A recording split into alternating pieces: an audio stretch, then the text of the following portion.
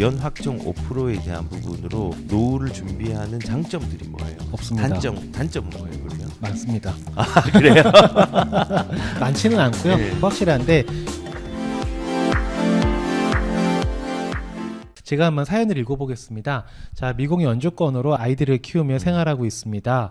10년 전후로 하여 한국에 들어오게 될지 미국에서 계속 살지는 모르겠습니다. 노후 준비와 주거 문제를 해결해야 하는데 가용자금은 6억 정도 있습니다.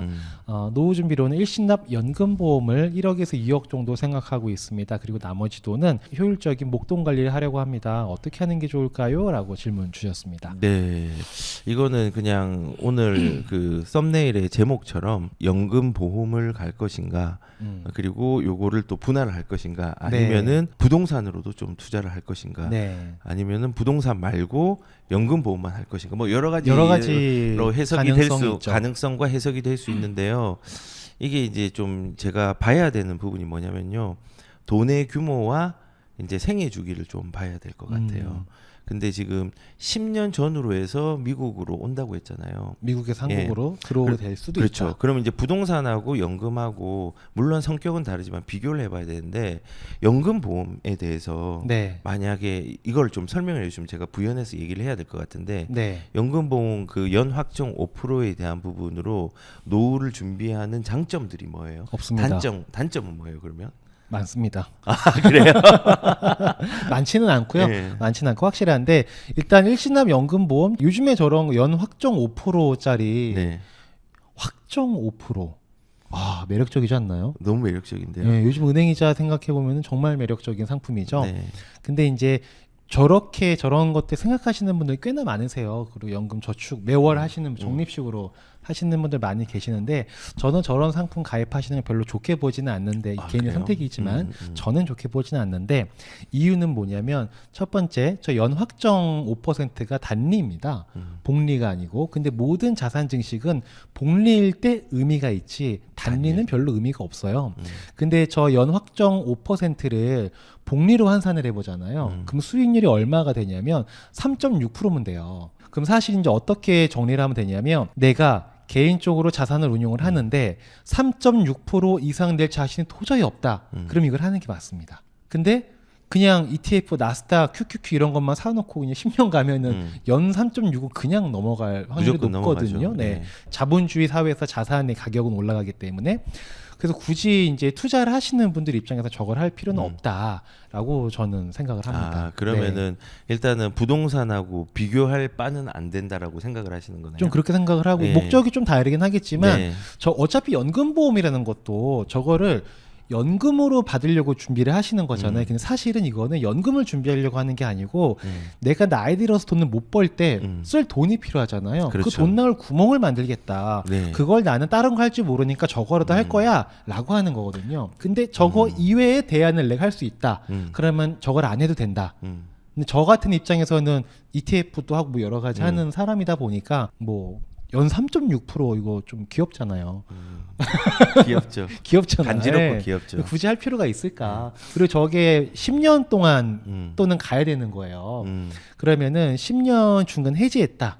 그럼 해지하는 시점까지의 연 5%를 계산을 해서 주니? 그건 또 아닙니다. 또 조금 이제 해지했을 페널티나 때 이런 것들이 있기 때문에 돈이 10년 동안 묶인다고 보면 되는 거예요. 그러면 이제 사람의 생각은 오늘 다르고 내일 다르거든요. 2년 후에 3년 후에는 또 다른 의사결정을 하고 싶을 수도 있는데, 그때 저기에 탁 발목이 잡히게 되는 거죠. 그렇죠. 이게 그 돈의 유동성이 제한되는 것까지 감안했을 때 연복리로 했을 때 3.6%다. 저는 별로 그렇게 매력 있다고 보지는 않아요. 근데 이제 제가 저거를 별로 좋게 안 보는 이유가 저게 변액연금보험이에요. 그 변액연금이 뭐냐면 변하는 액수, 펀드로 투자가 된다는 얘기입니다. 저거를 사입하시는 분들이 가입하려고 한 이유는 뭐냐면, 이렇게 얘기를 들으셨을 거예요.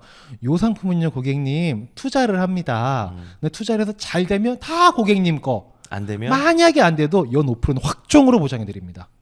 매력적이에요, 아니에요? 매력적인데요? 매력적이죠. 근데 그 투자가 뭐냐, 채권입니다.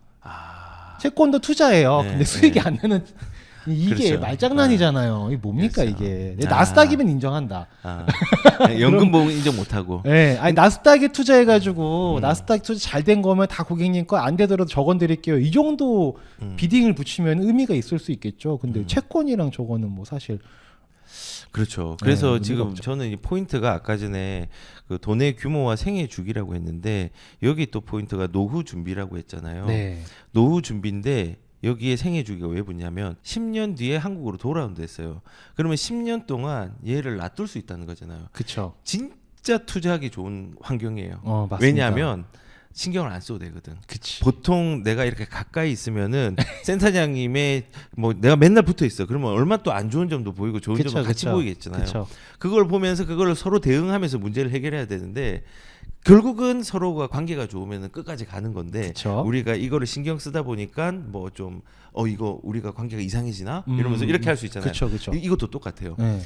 거리를 두는 거예요. 그치. 부동산과 거리를 두는 거예요. 그 거리를 둔다는 관심이 없다는 게 아니라 얘가 떨어지든 올라가든 그게 한국에 있을 때보다 현실감이 없을 거예요. 맞아요. 그래서 그냥 놔둬요.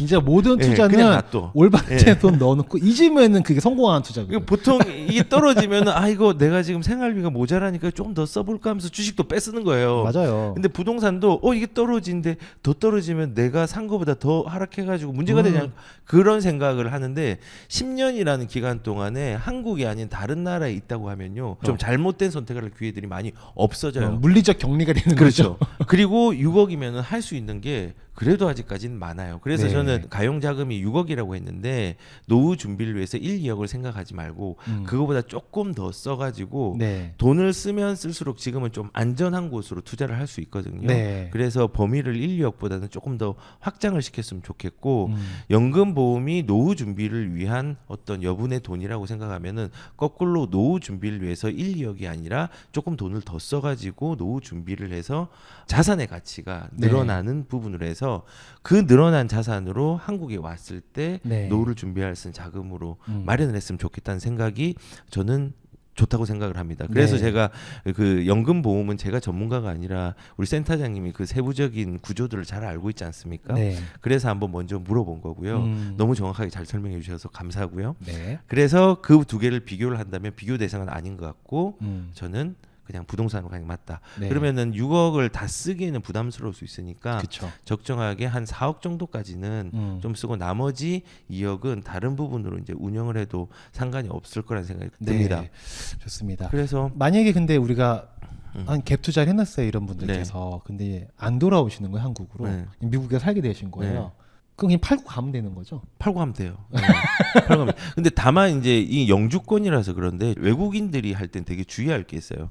혹시 그거 아세요? 네. 토지거래 허가구역이 지금 지정된 데가 사실 뭐 서울에는 용산 쪽하고 목동 쪽하고 재건축이 된 지역이랑 강남에 그다음에 송파에 일부가 있잖아요. 네. 사람들이 이제 거기만 있는데 원래는 이 법이 오래전부터 있었고 이 법으로 인해 가지고 경기도 대부분에 개발이 되려고 하는 데는 보통 토지거래 허가구역을 지정을 해버려요. 거래를 못하게. 왜냐하면 뭔가를 뭐 판교 테크노밸리도 토지거래 허가구역 지정을 했었어요. 왜냐하면 거기에 내가 지정을 안 해놓으면 다른 사람이 개발 행위를 해가지고 네. 내 사업이 방해가 되거든요. 공익 사업이. 네네. 그러니까는 지정을 해놓은 거예요. 마찬가지로 이게 서울뿐만 아니라 원래 있던 건데 지금 현재 이재명 후보죠. 네. 경기도 전체를요 외국인에 대해서는 거래를 못하는 토지거래 허가구역을 지정을 해버렸어요. 지금은 만약에 중국 분이신데 한국에 분명히 살아. 네. 한국에 사는 사람 많잖아요. 네. 네. 근데 이제 아직 시민권을 득하지 못했어. 네. 그런 사람들은 갭 투자 못합니다.